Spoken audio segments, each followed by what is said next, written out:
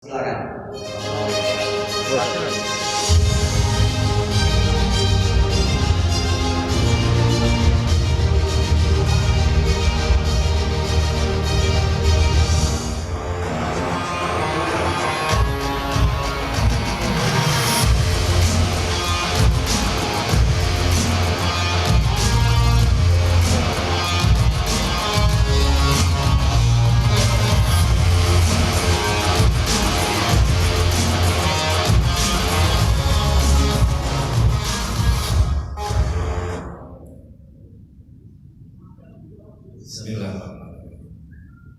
Assalamualaikum warahmatullahi wabarakatuh.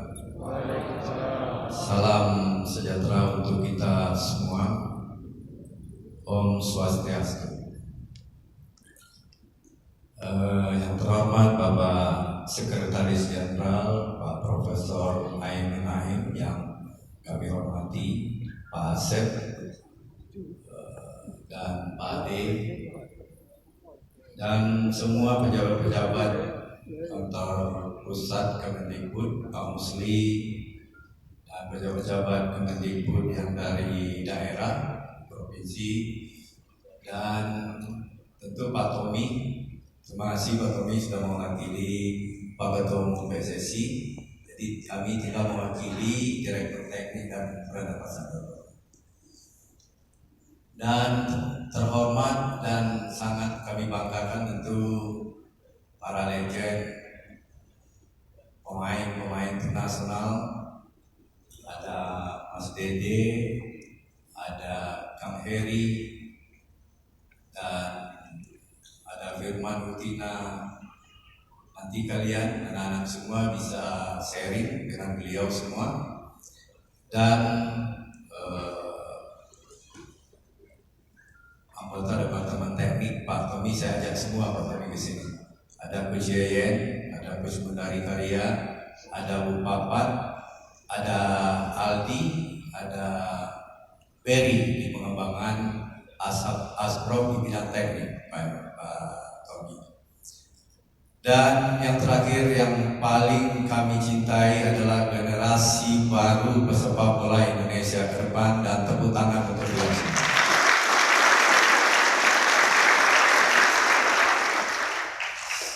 Coach akan mulai.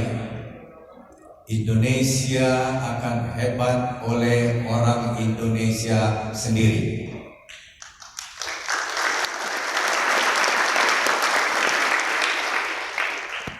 Di bidang sepak bola sama, dan di bidang-bidang lain, khusus di sepak bola, kita tidak bisa mengandalkan Indonesia menuju Piala Dunia, tapi berharap dari kekuatan orang lain. Oleh sebab itu, kita harus mengucapkan banyak terima kasih kepada Kemendikbud. 3 tahun yang lalu, tahun 2018, Bapak Menteri Pendidikan dan Kebudayaan Bapak Muhajir punya keinginan membuat suatu kompetisi sepak bola antar SMP yang dimulai dari kecamatan sampai tingkat nasional. Tahun pertama dan tahun kedua kita laksanakan langsung, yaitu ada kompetisi atau turnamen dari mulai kecamatan sampai tingkat nasional. Ada diskusi pendek waktu itu. Kalau dulu di zamannya seperti yang disampaikan oleh Pak Tommy tadi, ada Liga Pendidikan Indonesia atau Liga Pelajar Indonesia. Itu antar sekolah yang dipertandingkan. Ini memang mempertandingkan antar sekolah, tetapi kita memilih anak-anak terbaik, bukan timnya yang kita unggulkan. Untuk membentuk tim kabupaten, kita pilih dari antara SMP yang ada di kabupaten itu. Dipilih pemain-pemain terbaik membentuk tim kabupaten. Dan setelah itu kita pertandingkan antar kabupaten yang ada di provinsi itu untuk membentuk tim provinsi. Dan setelah itu baru kita pertandingan antar 34 provinsi yang ada di Indonesia. Tahun pertama jalan, tahun kedua jalan dengan konsep seperti itu. Kenapa pemainnya yang harus dipilih? Gus dulu orang desa, gak ada kanal untuk bisa muncul menjadi pemain tim nasional. Tetapi kalau ini antar SMP yang dimulai dari kecamatan, yang di kecamatan itu mungkin ada SMP yang dari kenegarian dan desa-desa, dia punya wadah untuk itu. Walaupun di SMP itu hanya satu pemain yang hebat dan dilihat oleh talent scouting, otomatis dia masuk ke tim kabupaten.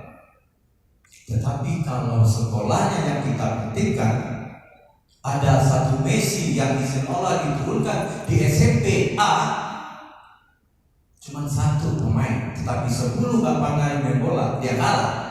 Messi itu tertinggal. Dasar pemikiran itu yang kita lakukan. Kompetisi tahun 2015 menghasilkan 30 pemain terbaik dan ada SMP yang juara waktu itu. Kita berikan dua-duanya penghargaan.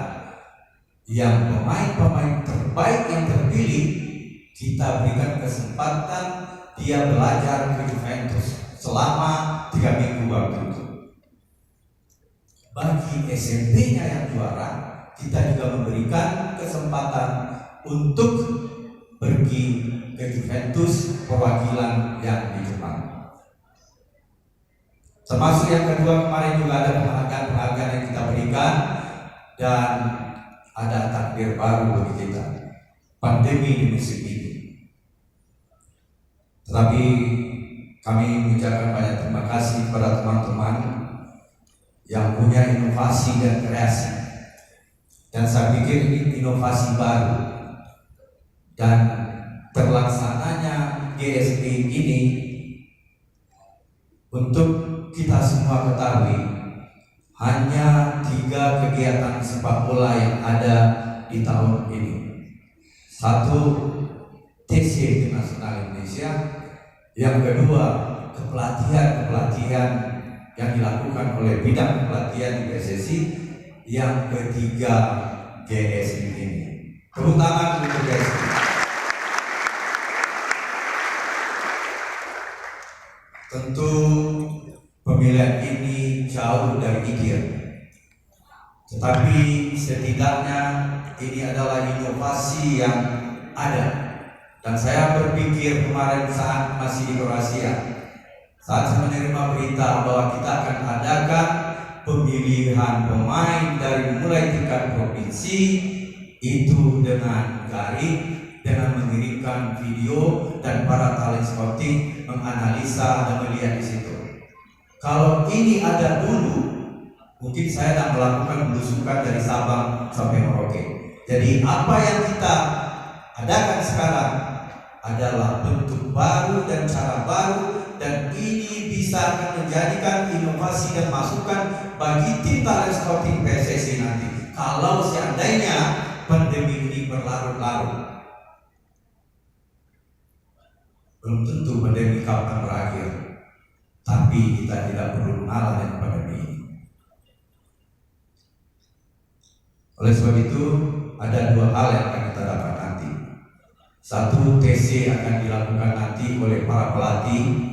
Ada 10 pelatih dan semuanya pelatih, ada yang berlisensi A Pro Diploma, ada yang berlisensi A, dan semua pelatih-pelatih tersebut adalah mantan-mantan pemain tim nasional dan juga sudah pernah melatih klub dan juga pernah melatih tim nasional.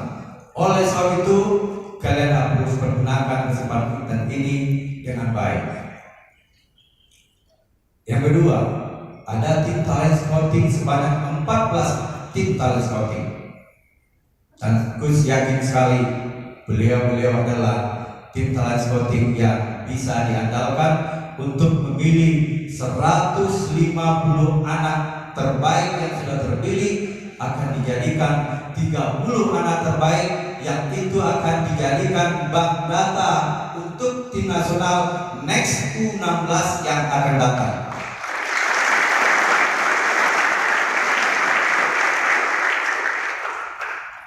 Begitu pernah diskusi dengan Pak Asep, kalau antar SSB atau antar akademi kemungkinan terjadi pencurian umur ada, tetapi kalau antar sekolah bisa dijamin 1000% tidak akan ada pencurian umur. Kenapa? Karena daftar pemain online dan itu berdasarkan nomor induk siswa dan tidak ada dusta di antara kita di sini. Oleh sebab itu, mudah-mudahan pekerjaan ini akan mendapatkan juga nilai kedua nanti.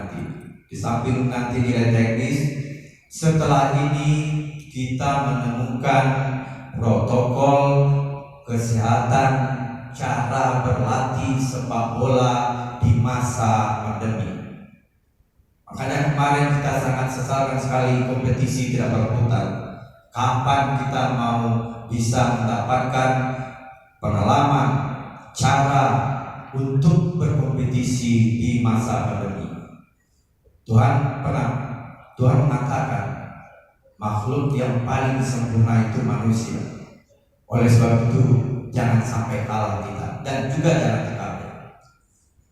Kepada para pemain, bergunakan waktu dari tanggal 14 sampai tanggal 26 atau 29. Nanti ada sesi lapangan, ada sesi kelas. Karena moto pembinaan sepak bola legasi adalah menjadikan pemain sepak bola yang berkarakter.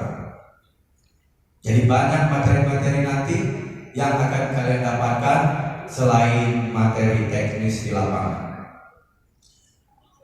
Sepak bola kusampaikan ke kalian semua karena kalian adalah generasi baru sepak bola Indonesia.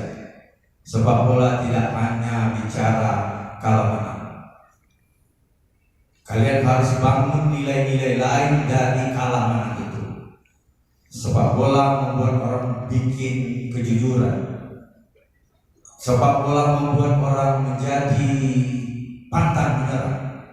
Sepak bola membuat orang menjadi respect. Dan sepak bola punya nilai-nilai lain daripada kemenangan itu. Berlatih sepak bola saja tidak cukup untuk kalian. 1 bulan sebelum Pak Profesor Habibie meninggal, Coach datang ke beliau. Nasihat beliau hanya satu yang Coach pegang. Kunci kesuksesan, apapun itu, mau di sepak bola atau tidak di sepak bola, bidang lain, skill hanya menentukan 20%, tetapi 80% ditentukan oleh mental dan spiritual.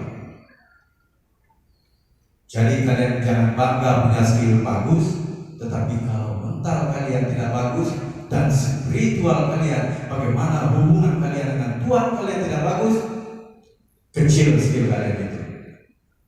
Coach tutup dengan contoh soal tentang itu. Setelah nasihat itu Coach terima, Coach review semua pertandingan yang Coach lakukan. Maha besar Allah Subhanahu wa Ta'ala. Masih ingat kalian atau setelah ini kalian lihat nanti YouTube pertandingan Indonesia melawan Vietnam final AFF U19 di Singapura.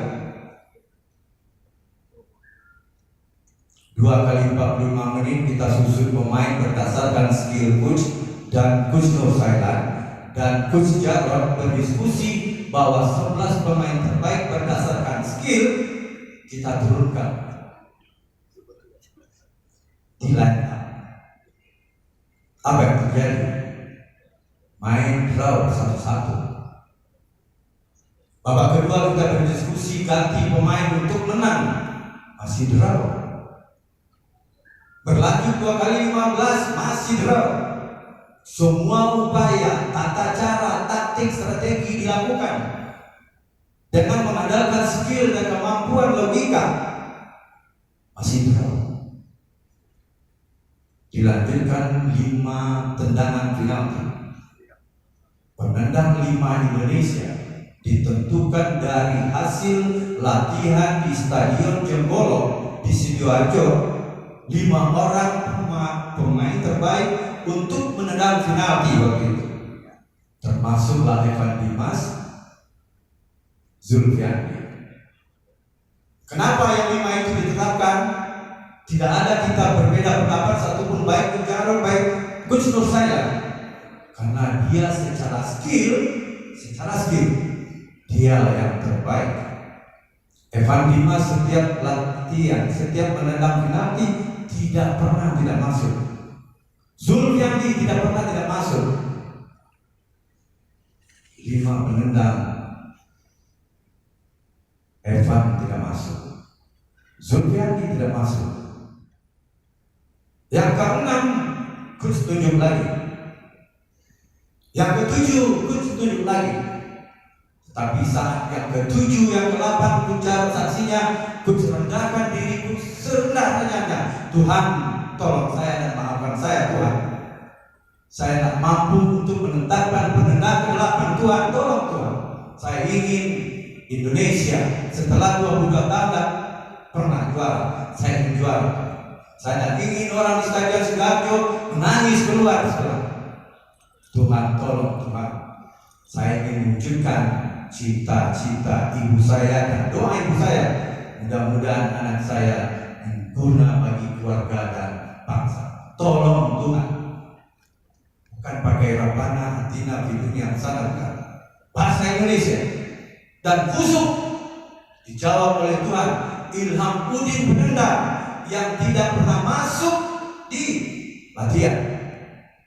Semua teori-teori olahraga, teori-teori ilmu gerak apapun bilang di situ.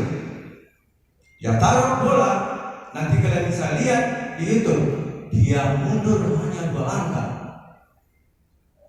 Dan dia menendang, tidak berlari, dia jalan dan dia tendang. Ketat dia kawal. Tetapi karena yang menunjuk itu Tuhan, bukan Indra Safri yang menunjuk, tapi Tuhan yang menunjuk. Gampang bagi Tuhan untuk hanya memasukkan itu. Oleh sebab itu, jangan sombong kalian. Jangan hanya skill kalian yang kalian bangun. Jadilah pemain sepak bola Indonesia yang utuh. Kita akan bisa mengalahkan negara-negara lain kalau kita punya nilai plus. Apa nilai plusnya? Yaitu tadi, skill kita 100% ya, tetapi mental dan spiritual. Bagaimana kalian bangun mental? Kalau kita bicara mental, bicara karakter moral dan karakter kinerja. Jangan hanya karakter kinerja yang dibangun. Ingin selalu yang terbaik, ingin juara, yes. Tapi ingat, kalian harus hormat, kalian harus respect, dan kalian harus santun dan sangat santun kepada orang tua kalian. Dan bangun spiritual kalian kepada Allah Subhanahu wa Ta'ala atau agama-agama lain. Jangan pernah lupakan itu.